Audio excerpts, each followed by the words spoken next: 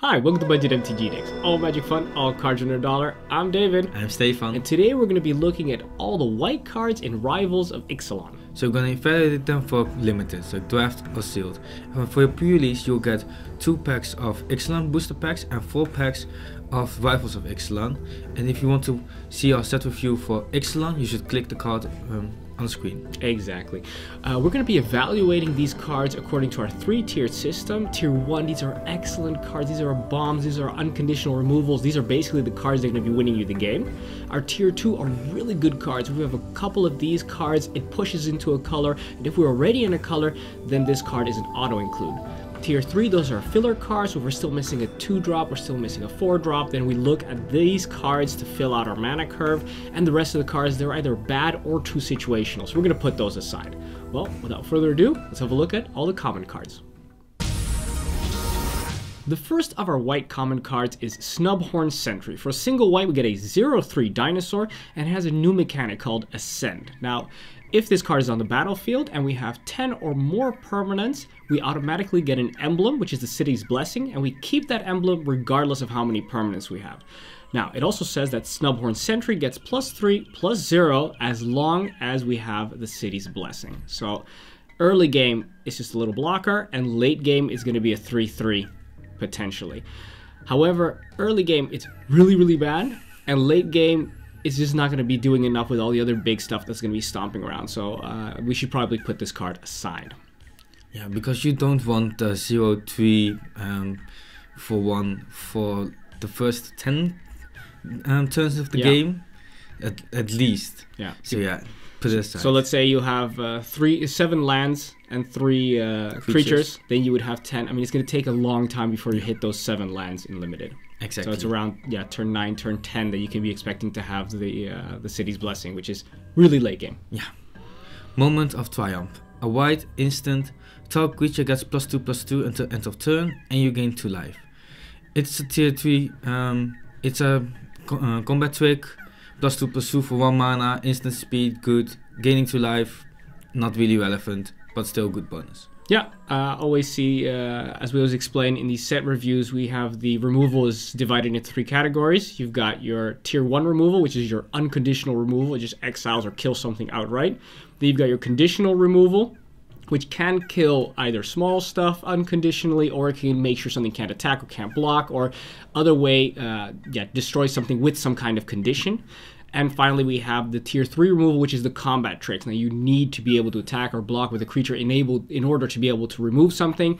But, you know what? Sometimes when you don't have enough unconditional or conditional removal, the combat tricks will do very nicely. And this is a very good example. Also, I like it because it's only 1 mana. So it's very easy to hold up as a surprise to your opponents.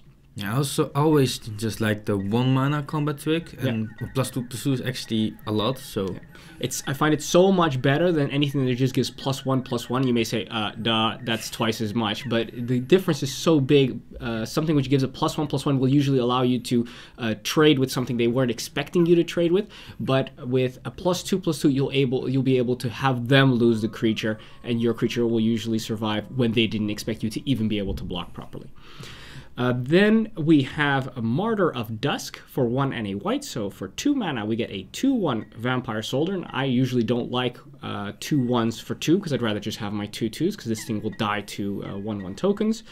And when this guy dies, create a 1/1 Vampire Creature token with lifelink. Okay, so that brings it from not being, me saying it not being playable, but obviously you can still always play it. Brings it to tier 3 because of the fact that it also replaces itself with a 1/1 that can still chump block as well. So tier 3 filler card. Yeah, and it has lifelink, which isn't that relevant, but instead of losing life, you're actually gaining life. Yeah. So that's nice. Raptor Companion. 1 and a white, it's a 3/1 dinosaur. We've seen this one in Ixalan. Yeah. So that's interesting that they put in Ixalan and the next set. But yeah, it's still a tier 3 card, good filler. I could already hear that how the person designing this was. Say, did you finish all your cards? Like, I'm still missing 1 or 2 cards. Just put in the one from the last set. No one will ever know. Shouldn't we just at least put in a new picture? Nah, people won't know it is. I'll change the flavor text. It's fine. You know, that's probably how it went. However, as Stefan knows, and maybe you guys know as well, I really do love my 3/1s for 2. Sure does. I mean, they do die to 1/1s, but they also uptrade very easily in the block. And early game, when people don't have a 2/2, when they went for that late game strategy, this thing coming in on turn 2 and having a few turns of being able to attack unopposed does massive amounts of damage. So I really like that. It's a good filler card. Yeah. Next one, Sun Sentinel. It's 1 and a white. It's a 2/2 human soldier with vigilance. That's actually really good because a 2/2 for 2, that's already good filler. And then it has vigilance. I mean, it's still filler, but it's so much better than we normally have. It's pushing that, you know. Exactly, but it's I like it. It's like what we want for that cost, and then we get even more out of it. It's like tier 3. It's a good tier 3. Yeah, unfortunately, it's not tier 2 because having a couple of these doesn't push you into white. You know, just pulling 3 of these guys is not like, oh, then all of a sudden, you know, if I have this, then I'll be able to win. No, but it's just really good filler. Yeah, it's really good. Cleansing Ray is next for 1 and a white. It's a sorcery. We're going to choose one of 2 things. We're either going to destroy target vampire or destroy target enchantment. Very situational. This is a perfect example of a card you put aside because you just cannot guarantee that this card will be able to do anything. The amount of enchantments people are going to be playing is going to be very small, and the amount of vampires, you cannot guarantee that you'll be playing against somebody heavy in vampires. So it's a perfect card you put aside. Should you be playing against somebody who is heavy in enchantments or vampires, you can always sideboard it in your second game. Exactly. If someone would be both of them, that would be really nice. Yeah, you grab all of them. Squire's Devotion. 2 and a white, enchantment aura, enchant creature. Enchant creature has +1/+1 and has lifelink. And when he enters the battlefield, you create a 1/1 vampire creature token with lifelink. Like we said before, a vampire token 1/1 with lifelink isn't that great. It's gravy, and even without +1/+1 lifelink, I don't think it's good enough. No, it's not technically 2-for-1ing yourself 100% when you enchant one of your creatures and it gets removed, because that's the reason why you don't want to be playing ours, because you do still have a 1/1. But the problem is that enough, that 1/1, to make it worth it to get 2-for-1, to have maybe a card that costs you 3 mana creature and this enchantment that costs you 3, and then getting 2-for-1 there and then still having the 1/1 is probably not enough to make it worth it. So still just put it aside. Yeah. Next card, Legion Conquistador for 2 and a white. It's a 2/2 vampire soldier, and when this guy enters the battlefield, we search our library for any number of cards with the same name as this one and reveal them and then put it into our hand and then shuffle our library. This one also looks very familiar. Could it be that it was also in Ixalan? It looks really familiar. Somebody was just, you know, it's lunch, guys. Can we just, you know, I want to go get lunch. Can we just put in the cards we already did? No one's going to know. Who's going to know? Exactly. People are not going to pay attention. We're not going to look at the cards. And exactly, especially because this card, people are just going to put it aside, because unless you open 4 or 5 of these cards, and then you can go hard into this value strategy of being able to get so many cards, 1 or 2 of these is simply not enough to make it worthwhile. So I would just put this card aside. Exactly, because we have a 2 mana 2/2, which is better. Much better, yeah. So put it aside, exactly. Put it aside unless you actually have a lot of these. Yeah. Luminous Bonds, 2 and a white, enchantment aura, enchant creature can't attack or block. Like we said before, conditional removal. This is a conditional removal. It will stay on the battlefield, so activate abilities, trigger abilities will still happen, but it cannot attack or block, so virtually it's gone. Yeah.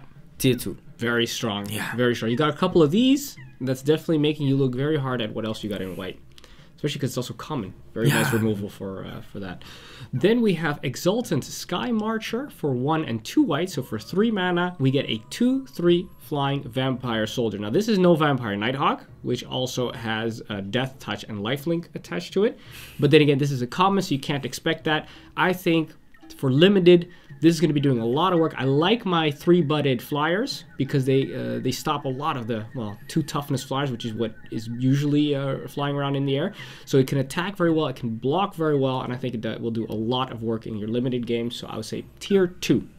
Yeah, flyers will actually win you the game. Yeah, but this one also has that extra, like 2/2 flyers win games. A 2/3 flyer can like also save you in a situation where you're in trouble. I think it does a lot of work. Yeah, it will do a lot of work. Yeah, it's nice. Divine Verdict, 3 and a white instant, destroy target attacking or blocking creature. So tier 2 conditional removal when someone attacks or blocks. People want to attack with their big things anyway, so. Yeah, 4 mana, destroy it. it's very strong. Yeah. It's definitely going to be doing a lot of stuff. Sanguine Glorifier is next for 3 and a white. We get a 3/3 Vampire Cleric, so that already the price, you know, paying 4 mana, getting a 3/3, that's already great. That's fine. And then when it enters the battlefield, put a +1/+1 counter on another vampire you control. So let's assume that we don't have that. Either we're not playing enough vampires, or the vampire we had on the table got killed before we played this one, or we played this one first, we don't have the other vampire. Whatever the reason, let's just assume we don't have another vampire, because that's what's going to be in most of the situations. And then paying 4 mana for a 3/3 with nothing else is fine. And it has the potential to give a +1/+1 counter should you have another vampire. Yeah. But that's just filler right there. Yeah, 4 mana 2/3 is pretty decent. Always be happy to put that in your deck. Yeah. Sunquested Pterodon.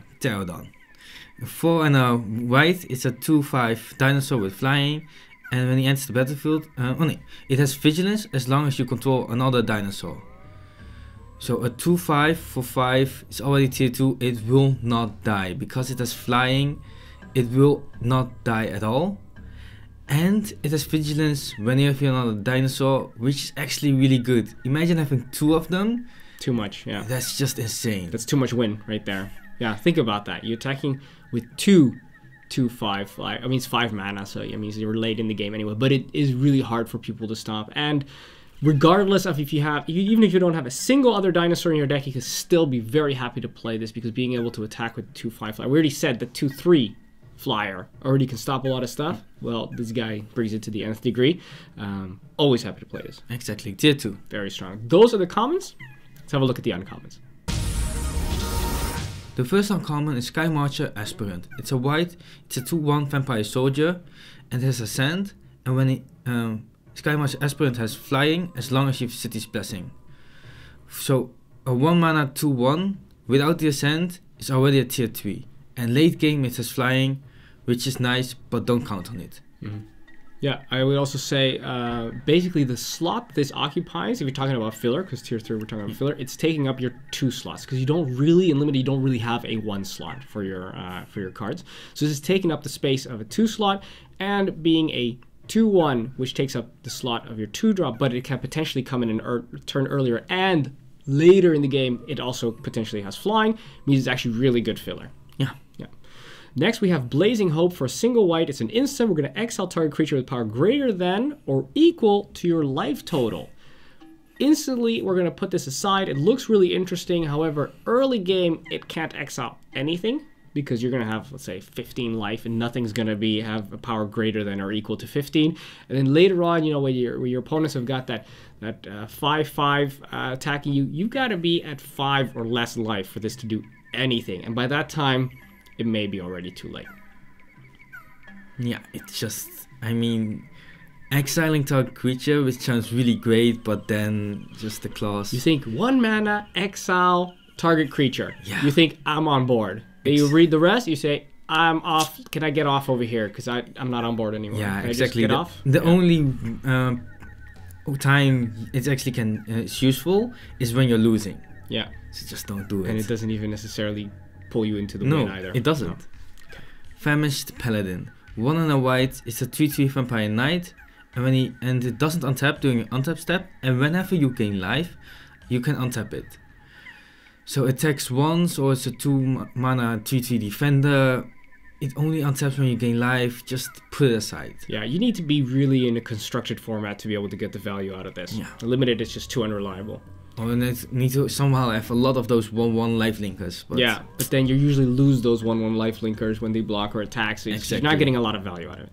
Pride of Conquerors is next for 1 and a white, so for 2 mana, it's got Ascend. So once again, when we've got 10 or more permanents, we automatically get the City's Blessing. And creatures you control get +1/+1 until the end of turn, but they get +2/+2 instead if we have the City's Blessing. So in principle, we see early game, it gives everything +1/+1, and late game, it gives everything +2/+2.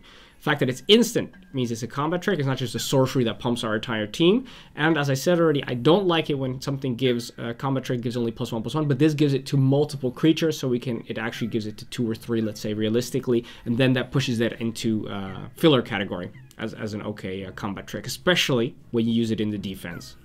Yeah, I mean, also on the offense, when you the opponent blocks, so it will barely survive, and then you pump this. Then you pump all your creatures. It's just insane. Yeah. It's a good combat to it, I think. Yeah. I like it more than he does. I'll still play it. Yeah. But Staph was excited about it. I am excited about it. Very good. Battling End. 1 and a white enchantment. When Battling End enters the battlefield, exile target creature opponent controls will convert mana cost 3 or less. And when he leaves the battlefield, target opponent creates a 3/3 green dinosaur creature token with trample. Which is great because you exile a confirm mana cost 3 or less creature, and then it doesn't get it back when he removes it. It gets a 3/3 with trample, which is decent, but it will not get the creature, annoying creature that you got rid of. And we're playing limited right now. People are not main decking enchantment removal, which means the chance of them even removing this is very little. And even if they do commit to sideboarding in a bunch of enchantment removal, best case scenario is they remove this, that cost them their card, and they didn't even get their good card back, their bomb. They got back the 3/3 with trample. Exactly. So then you're also even winning even harder if they do decide to try and remove it. So just assume you just removed it. It's a confirm mana cost 3 or less though, so it's not really a bomb you're getting back. That's true. That's true. Or but you're probably going to try and hit something with either menace or flying, try and hit their evasion creatures. It works very, very well for that. So yeah, it's a tier 2 card. I will always play this. Absolutely. Forerunner of the Legion for 2 and a white. So for 3 mana, we get a 2/2 Vampire Knight. And when this guy enters the battlefield, we're going to search our library for a Vampire card. And then we're going to shuffle our library, put that card on top so we don't draw it. So we search for it, but we don't draw it. So it doesn't actually give us any card advantage. And whenever another Vampire enters the battlefield under your control, target creature gets +1/+1 until the end of the turn. Okay, so you need to get a couple of Vampires. And then maybe you don't... This one comes in, it's behind on the curve, with getting a 2/2 for 3, then the fact that you got that vampire might be good, so you can play it on turn, let's say 4, and then this one's going to be a 3/3 on the attack. But then after that, it's over. You need to be heavy. You need to make sure that you've got vampires that are going to make you win the game and are not just filler vampires to make this actually valuable. And I think that the chances of that are very small and limited. So in constructed, much higher, obviously. So I think put this card aside if you're playing limited. Yeah. The thing is that you put it on top of your library, and that's what I really don't like about this. Yeah, at least the conquistadors, they draw you. Yeah. Those guys. That's value. Yeah, you actually get them in your hand, so you less chance to actually draw those next turns and draw your gas. Yeah. Everdon. You want to explain what gas is? Good cards. Okay. Good cards. Everdon Champion, 1 and 2 white. It's a 2/2 human soldier, and prevent all combat damage will be dealt to Everdon Champion. So it will block anything, and it will not die in combat. Yeah, as long as it doesn't have evasion or trample. Yeah. But that's still really good. Yeah, exactly. It sounds like I brought it down, but it's pretty much, it sounds amazing, but it is really good. But really good is still really good. Right? It's not like I brought it from good to bad. Point being is that... Tier 2, we want to play this. Always plays. You got a couple of these that definitely push me into white, because early game you can start attacking with impunity, even if they block... Even if you've got, let's say you got 2 of these guys and you attack, your opponents can block one, but you don't care, because you can keep putting the pressure on with these guys. That's really nice. And as a blocker, of course, they're really amazing. No, exactly. Super strong. Majestic Heliotropus. Okay, I don't know. Some kind of pterodon, majestic pterodon for 3 and a white. So for 4 mana, we get a 2/2 flyer.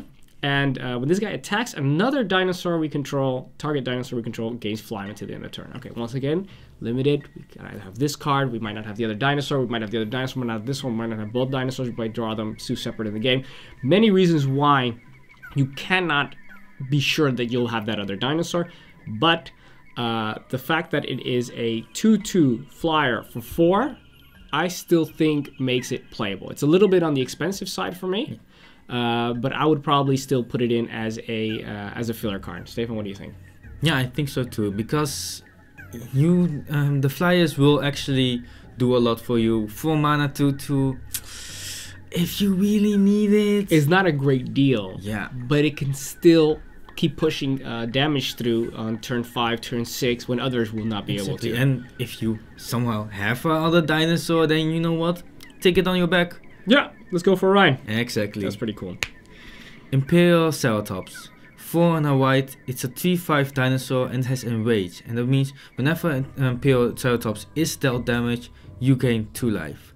So whenever it gets blocked or whenever you block with it, you gain 2 life, which isn't that relevant, but a 3/5 can actually block a lot. So if it's on the defense, it actually will do a lot. Yeah. Because it will kill stuff and you gain life with it. That's pretty cool. And even if they attack you with something that it won't be able to kill, let's say like a 4/4, people are still reluctant because they say, well, they'll block it, and they're also going to get 2 life. So people are going to be, you know, it's not a great ability, this in range, but it does dissuade people to do it regardless, because they just don't want to give you any kind of advantage, even if that advantage is very slight. Exactly. And even without the ability, a 3/5 for 5, Great deal. 3/5, 3 power is a lot, and 5 toughness is so much. Yeah. It's a good filler. Yeah, I mean, if it would just be a 2/4, I would still play it. Yeah. But 3/5 is just really, really strong.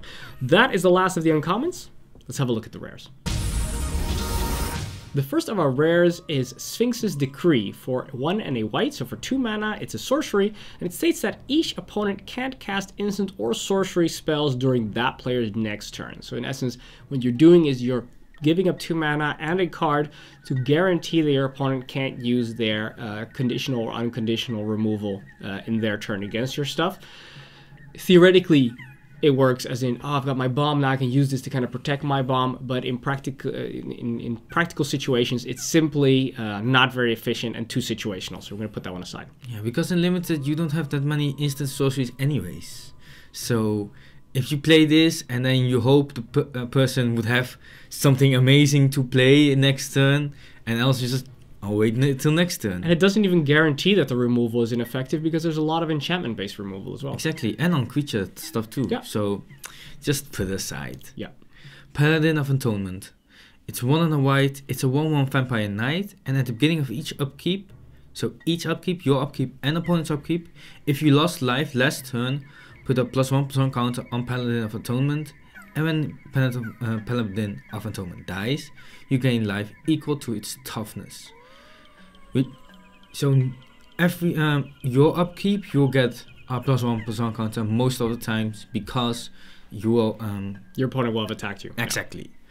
So it will grow every single turn, which is good when you do it early game, but it isn't good enough when it's later on. So I think it's not good enough, but it's still a tier 3, because if you get it pretty early, it's pretty good. It's actually really good. You have to look at what slot is it taking over. It's taking over the 2 position, which means that it's competing right now with 2 2s for 2. Now in essence, if this guy comes in, it's a 1/1 for 2. Now it can do either one of 2 things. Either your opponent can now, in their turn, attack you with a 2/2, and then making sure that you've got a 2/2 in your turn to attack with, which means that you got a fine deal. That's normal, that's filler. What it could also happen is the person goes, well, I'm not going to attack because they're just going to let it go through, and then they're going to get a +1/+1 counter, and then maybe next turn I'm going to do it again, then it's going to become a 3/3. I don't want to do that. So hence it dissuades your opponents from attacking altogether. And then in that case, that's also a pretty good deal. Yeah, but if you get it on like turn 4, turn 5 of later, yeah, it's going to be much worse. Exactly, because then you have a 1/1 and they have 4/4s or 5/5s, even stuff like that. So then you can't actually do much with it. No, but if you're getting this really late game and everybody's got 6/6s and 5/5s, then having either this or a 2/2 does not make such a gigantic difference. True. So it's it's still filler. Yeah, I'm not bringing it higher exactly, to filler. yeah, but the thing is, like, because it grows, you will think, oh, maybe it's really good. No, but no. the thing is, it's only good when it's really early. Yeah. And later on, it's just filler. And that's why we put it in filler. Absolutely, yeah. Yeah, good point. Radiant Destiny is next for 2 and a white. It's an enchantment with Ascent. So once again, once we got 10 or more permanents, we're going to get the City's Blessing, the emblem. And as it enters the battlefield, we're going to choose a creature type. So this is a tribal card. And creatures you control of the chosen type get +1/+1. And as long as you have the City's Blessing, they also have Vigilance. It's like a tiny little plus. In essence, what it does is if you're going heavy into a particular creature type, it's an enchantment for 3 that pumps all your creatures with +1/+1. Those creatures that you that are part of that tribe. Put this aside. Great in Constructed, great in Commander, but in Limited, you're just not going to have the quantity to make it work. And plus, even if you do late game have the City's Blessing, the fact that it has Vigilance is not going to push that extra win. It's not like it gives them +2/+2 all of a sudden, or gives them Flying or Menace or something like that, or Double Strike. Yeah. I mean, I still do like Vigilance though. You make it sound like it's really bad. No. I'm just saying it won't. It doesn't push it into the category where I could play. No, exactly. It's still putting it aside. Slaughter the Strong. 1 and 2 white, sorcery. Each player chooses any number of creatures he or she controls with a total power 4 or less, and then sacrifice all other creatures he or she controls. So it's a board wipe, and everyone will have like 1-2 creatures left. And you will know how to play around this, and it's only 3 mana, so tier 1. You will win games with this. Yeah. So you can actually look at it as somebody will have to choose either we keep that 4/4 or 2 2/2s, for example. Yeah. That's basically how it looks. And you may think, hey, but that's also bad for me. But that's the same case with all board wipes. When a card says destroy all creatures, you must say, oh, but it's also destroying my creatures. This works exactly the same way, and board wipes are incredibly strong and limited because you know you have it. You know when you play it, and your opponent does not, which means that you can not just 2 for 1, but you can 3 or 4 to 1 with this card. Yeah. And that wins games. And what I really like about this one, is because it's only 3 mana, which means you play it late game and then you still have mana left to actually play anything else. Yeah, kind of puts you on that advantage with creature wise. Yeah, nice. A Bishop of Binding is next for 3 and a white. So for 4 mana, we get a 1/1 Vampire Cleric. And when this guy enters the battlefield, exile target creature an opponent controls until this guy leaves the battlefield. And whenever this guy attacks, target vampire, but this card is a vampire as well, gets +X/+X until the end of turn, where X is the power of the exiled card. So worst case scenario, this guy comes in, it exiles your opponent's best thing. Let's say it's a 4/4. So let's not go overboard. Like realistically, let's say it's a 4/4, the best thing.